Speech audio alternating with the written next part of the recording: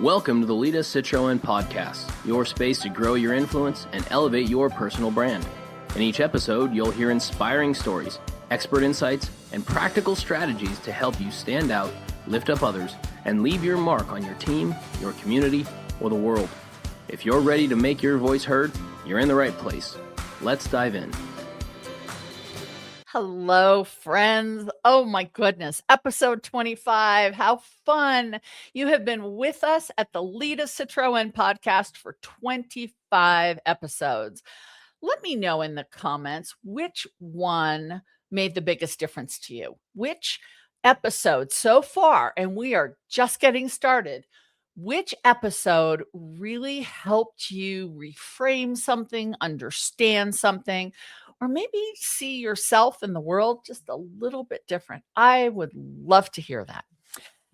So today we're going to talk about the power of self-talk. And if there was ever a topic that I get the most feedback on when I present in person, virtually, when I talk about self-talk, I typically hear people say, "Oh, I'm really good at understanding what I say to myself and how it influences my ability to lead." But then the more we converse, the more they say, "Actually, I don't know that much about self-talk." So let's dive in, right? That's the whole point of this. And what we're talking about today is the story that you're telling yourself. How is the story that you're telling yourself impacting, influencing, or challenging the way that you're showing up to other people? I want to start off with a story. And I kind of chuckle when I think back to this story, but in the moment, I didn't find a lot to laugh about.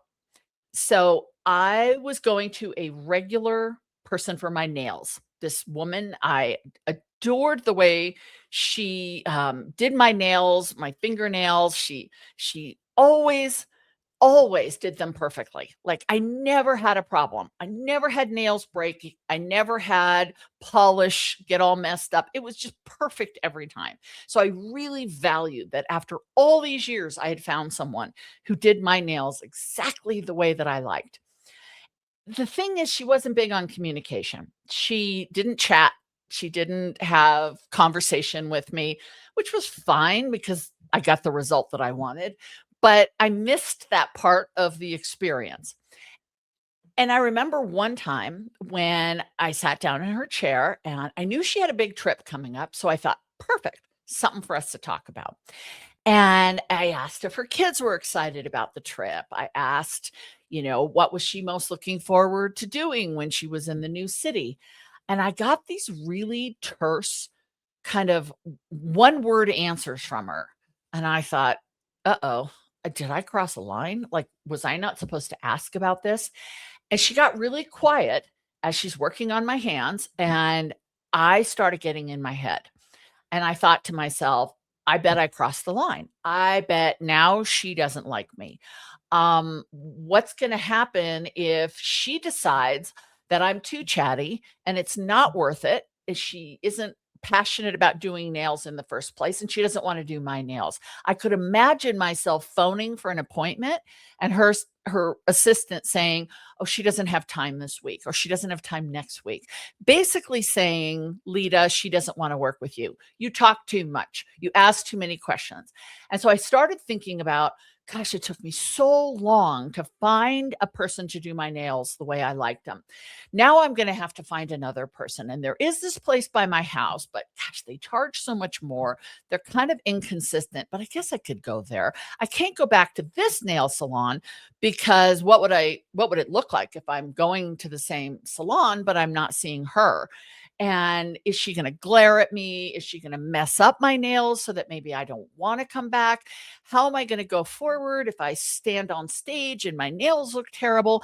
And what does this mean for my career and my life and my livelihood? Because now I have this big challenge.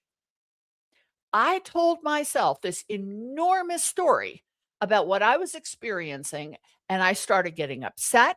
I started getting angry. I started getting angry with her. How dare she reject me and not want me as a client? And what's wrong with my personality? You cannot believe the places I went in my mind. And I thought, the hassle of trying to find somebody new is going to be really big. So I summoned some courage and I asked a question.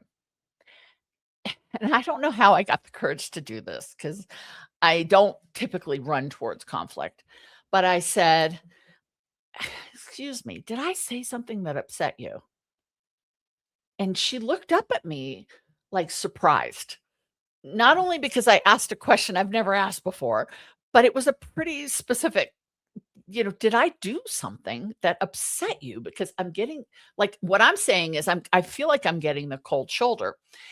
And she looked at me and she goes, "No, of course not. I am so trying to figure out how I'm going to get everything done before we leave on this trip.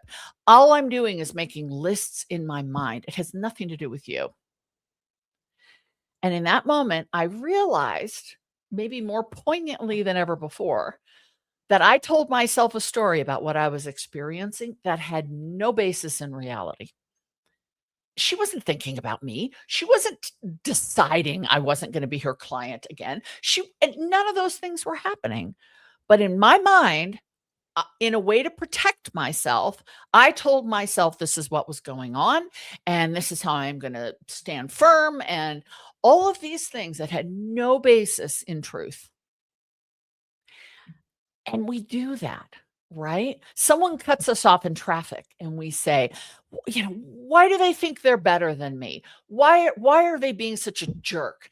What did I do wrong, right? And we get all in our head about what we believe we're experiencing, and we tell ourselves a story that may have nothing to do in truth.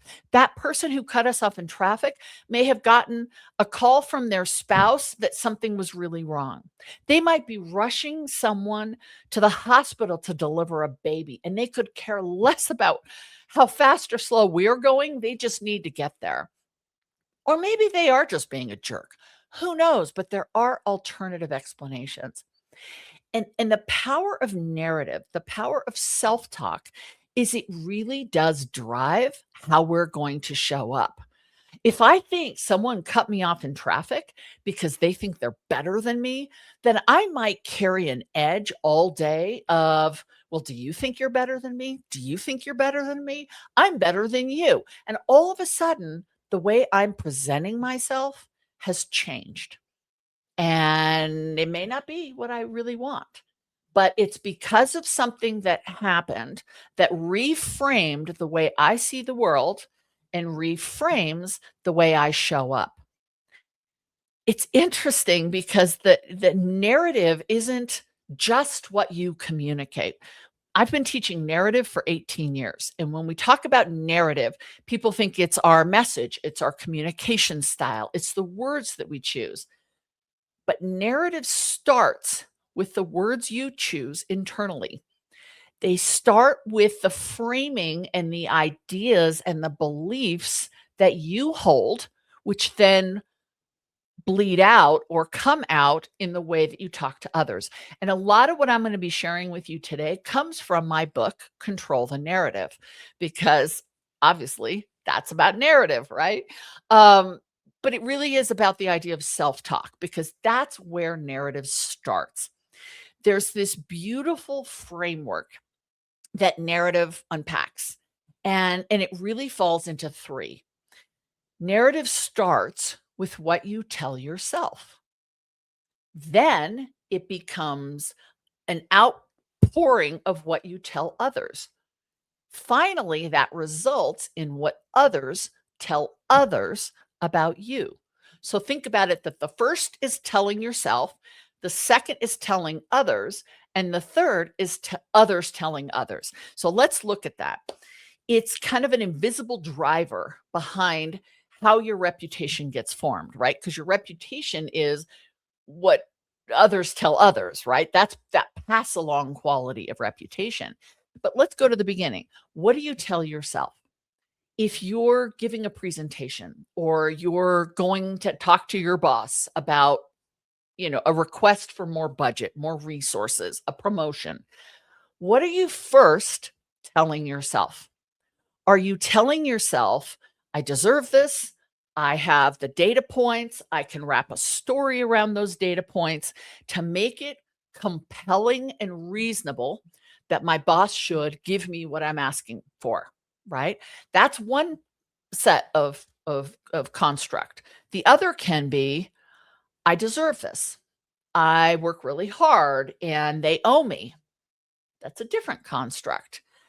So the narrative construct of what you tell yourself starts the flow of what's going to happen next. Are you telling yourself, I really don't believe in this. I don't deserve this. I don't think I'm worthy. But my spouse, my friends, my colleagues all are sort of pushing me through the door and telling me I should do this. But in my heart, I don't think I deserve this, or I don't think I'm ready. Also, a very different construct. That goes to what you're going to tell others, right? So, how are you going to show up in front of your boss? Are you going to show up with confidence and clarity because you've thought this through? The math adds up. The story is tight and compelling and clear. Or are you going to try and have this conversation with your boss, believing you don't believe it yourself? You don't think you deserve a promotion. You don't think and believe that you're worthy. Very different message gets communicated. So, what do you tell yourself? How are you showing up? And what are you telling someone else? In this case, your boss. Then the last piece is, what will others tell others? So, how is your boss going to go? Maybe to their boss, or to human resources, or to the budget committee, or the CFO, and try and advocate for what you showed up with. Well, if your message was clear and confident and compelling, right? Then they're going to show up and be able to carry that forward and say, here's a reason why this person deserves this and should have these resources or this promotion. I believe, like they believe, that this should happen. If they detected hesitancy or a lack of confidence or a lack of clarity, they could easily go to HR or their boss and say, look, I know it's protocol. I've got to show this to you because it came through my office. Somebody on my team thinks, that they need some more resources. Personally, I don't believe it, but I know I have to present it to you and see what you think. What a different message. Think about that. Let's say you meet somebody new at an event. And before the event, you're telling yourself, I'm going to meet people. I'm going to show them that I'm warm and interesting and eager to grow my network, right? Then you approach people and you introduce yourself, and your body language and your tone of voice and your eye contact, your presence is matching this receptive, welcoming, warm style. And then that person that you just met goes and tells someone else, I just met this woman named Lida, and gosh, she was really warm and approachable and interesting. She told me things I didn't know. And that other person says, I would love to know someone like that too. And so my network starts to grow. But what if you go into that meeting or that event and you're saying to yourself, I hate these kinds of events. These just drain me. I'm exhausted when I leave. My boss said I got to meet 3 people. Oh, I hope I meet them at the front door and I can turn around and leave. I hate these types of events. I'm no good at it. I'm not an extrovert. I don't do well. Then you go into the event and you approach the first person. And it's almost like you're saying, hi, my name's Lida. I guess I'm supposed to tell you something about myself. I don't know. I hate these events. I'm no good at it. I don't even know what I'm good at anymore.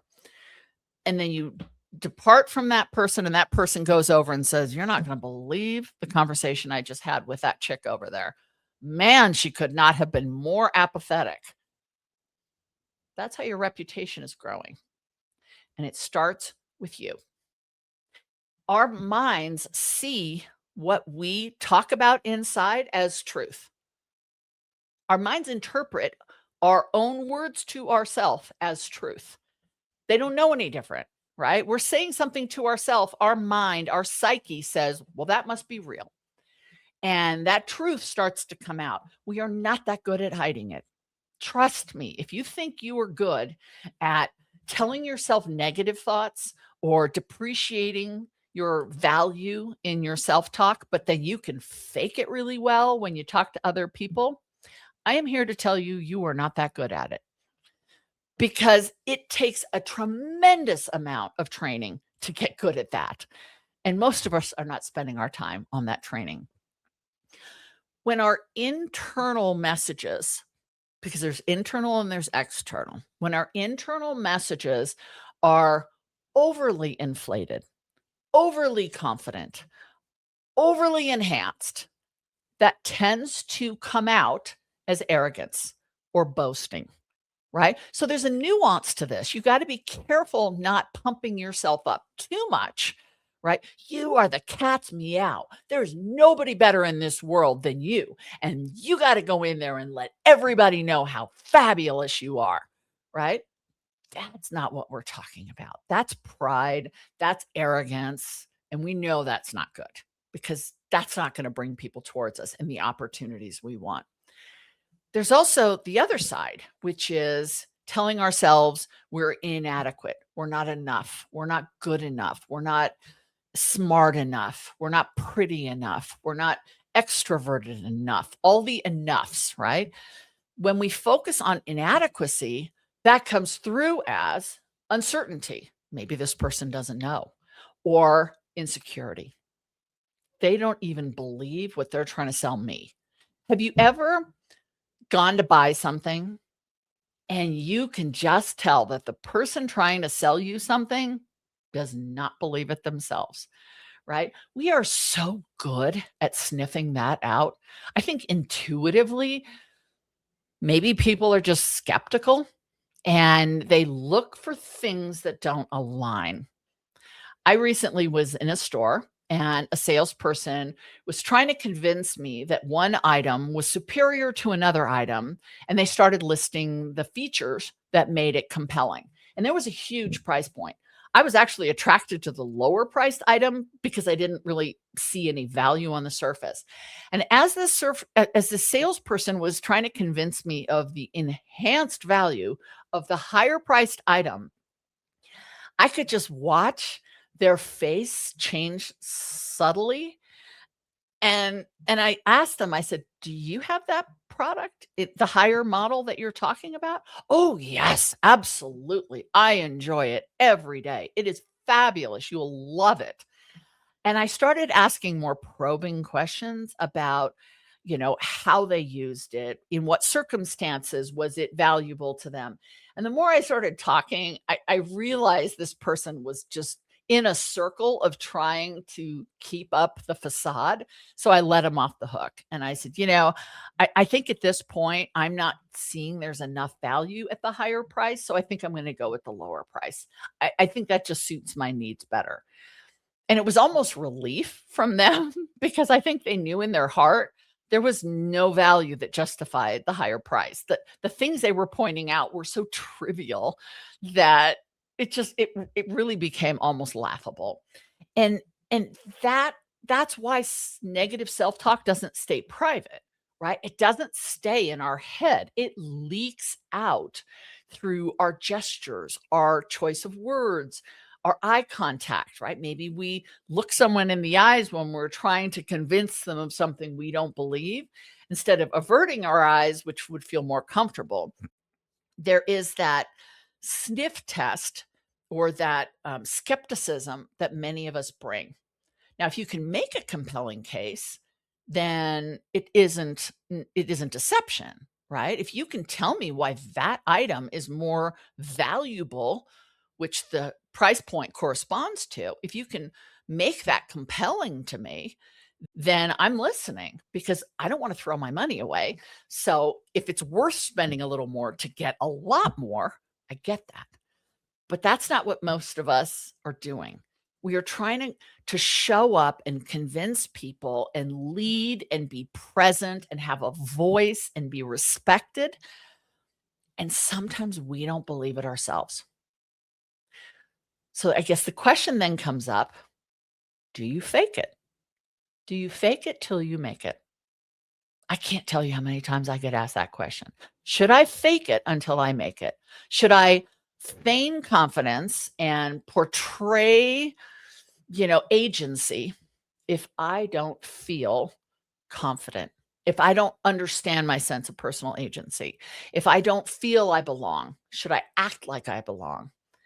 And and if you've listened to my materials or you've read my books or you've, followed me for a while, you know that I don't believe in faking.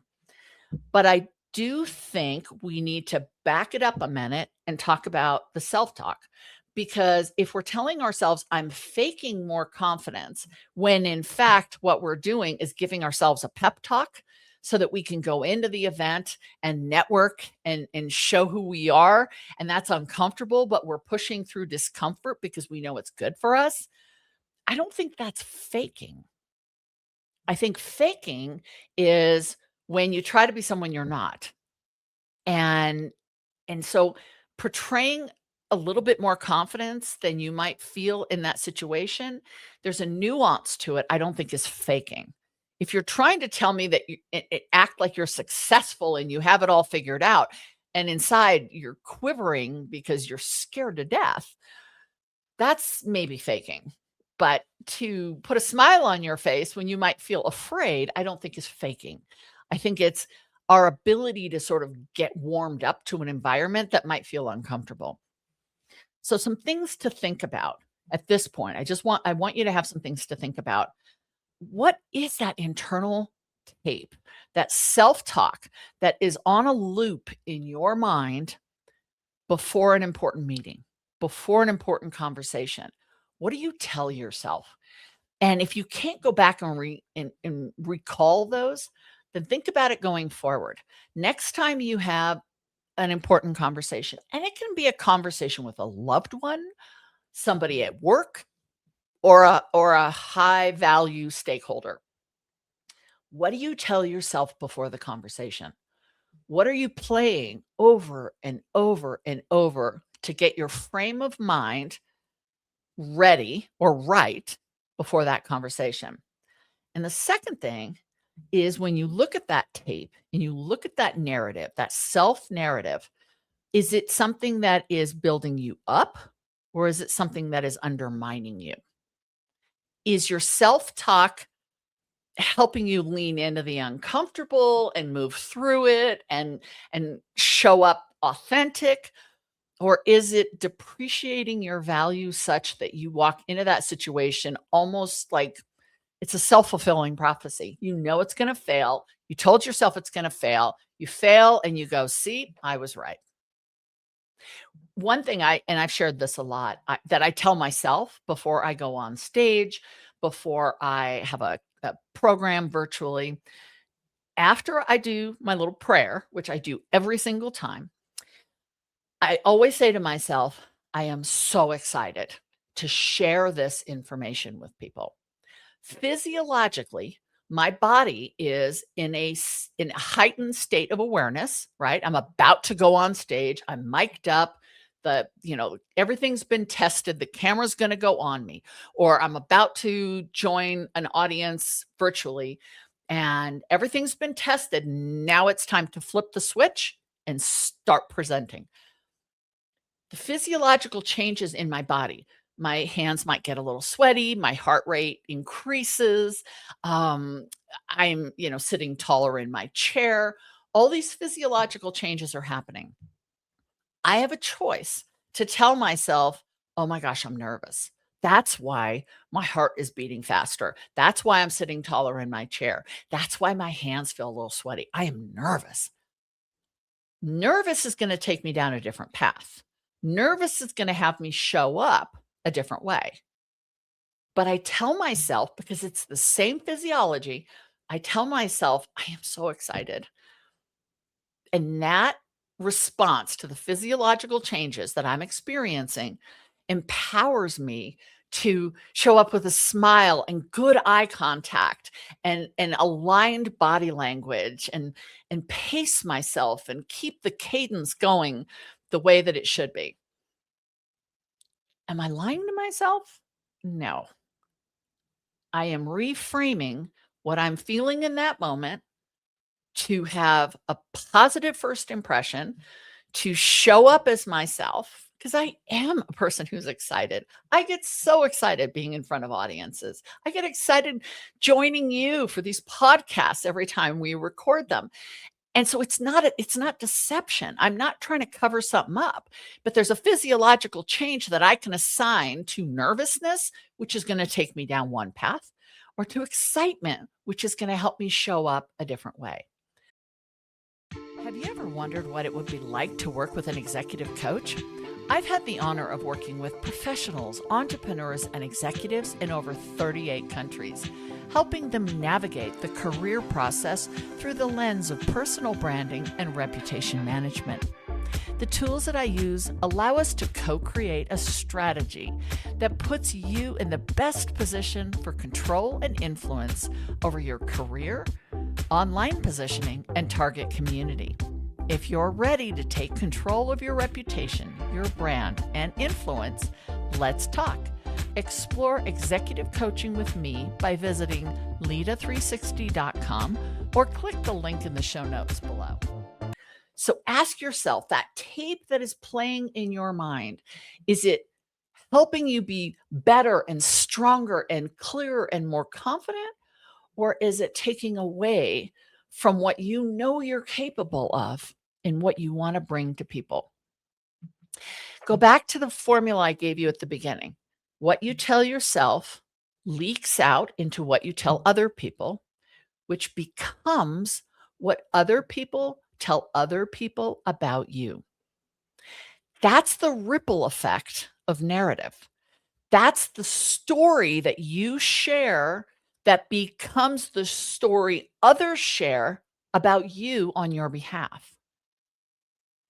What is the story people are sharing about you?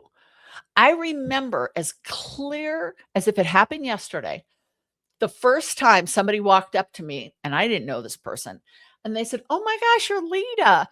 You're the gratitude and generosity lady." I didn't know them. It was out of context, but they nailed it. If I'm known for two things in this world, I want to be known as someone who is really grateful for everything she gets to do, every conversation she gets to be part of, everything she's been gifted. I want to be known for gratitude. And I want to be known as someone who is generous, who gives content, who gives clients more than they ask for, who is constantly pouring out into other people. Those are the two things that matter to me. And I have obviously done enough of that somebody passed that story along to someone else, and that story circled back. That's the ultimate goal, folks, is we want to be known for the things we want to be known for. I have skills, I have talents, I have experiences, I have challenges, I have all those things just like you. And I am crystal clear on what I want to be known for. And if you are, then it's very important that people know that and they know how to share that with other people in describing you. Because being in control of your brand, being in control of your reputation and how that builds up to influence starts with you. So here's another question I would ask you to think about. You have a lot of people in your network, right? On LinkedIn, in your company, in your community, in your industry. How are those people describing you? Are they describing you the way you want? If they're not, then now you can start to fix it. Now you can start to take action. If they are, then recognize that, lean in even more, and continue the momentum that is so powerful to make sure that by the time you're done, by the time you take your last breath, by the time you close your eyes and leave us all, that you will be remembered the way that you want. It's not about your skills. It's not about the shareholder value that you increased year over year. It's not about those things. It's about your character. It's about what's in your heart and what you want other people to remember about you. Ask yourself those questions. So I want to wrap up by asking you to remember that your narrative starts with the conversation you're having with yourself that no one else can hear. No one else is inside your mind. No one else is making decisions and building relationships and deciding on choices and showing up on social media. No one else is in your head making those choices except for yourself. Make sure you are telling yourself good things. It's kind of like, think about if you were a high performance athlete, and maybe you are, I am not. But if you're a high performance athlete, you know that you have to drink a lot of water. You have to stay hydrated. You have to train and keep your muscles, flexible. You have to eat good, nutritious food because otherwise your performance is going to suffer. How could we possibly think that people will find us valuable and compelling and interesting and attractive and relevant if we are not fueling ourselves with healthy, nutritious materials? If we are telling ourselves negative things, how can we expect someone to see us as worthy and valuable, to hire us and promote us and advance us and want to work with us or be influenced by us? How would that even be possible? You are a high performance athlete in your career. You have to pour good stuff into your body to be able to get that output. Next time you are going into a high stakes conversation or a networking event or a meeting with your mentor or a sales call, pay attention to what you're telling yourself. If you give yourself a little pep talk, in the car or in the restroom before going into the meeting, what are you telling yourself? Don't overinflate your confidence because that will show up like arrogance, but don't underperform. Don't fill your mind with garbage that's going to make you look uncertain or insecure. That starts with you. And my wish for you is that you pour all goodness into you. The world might tell you otherwise. The social media might lead you to compare yourself to other people. And I get how tempting that would be, right? Because I fall victim of it too. That person has better clothes. That person's thinner, younger, more eloquent, more something. But there's one me and there's one you. And starting today, capitalize on that. You are an athlete. Capitalize on that. And really pour the good stuff in and watch what starts to come out in terms of performance. Watch how you start talking differently about yourself to other people. And then watch how those people tell other people different things about you, more positive things about you. I hope this message has reached you at the exact moment you needed to hear this. It means so much to me that you listen, that you comment, that you share these podcasts. I pour my heart into them because I'm responding to what you tell me is important. So if there's something else on your mind or something else you want to hear about, please let me know. And I will find a way to make sure that that message comes through. That's part of the generosity that I'm passionate about. So until I see you next time, either on YouTube or until I share these messages with you on whatever platform you're listening, I wish you health, happiness, and all good things. Thanks for tuning in to the Lida Citroën podcast. If you enjoyed today's episode, be sure to follow the show and leave a review. It helps more people discover these inspiring conversations. For more tools, insights, and resources, visit Lida360.com or connect with Lida on LinkedIn. Until next time, remember, your influence has the power to make a real difference.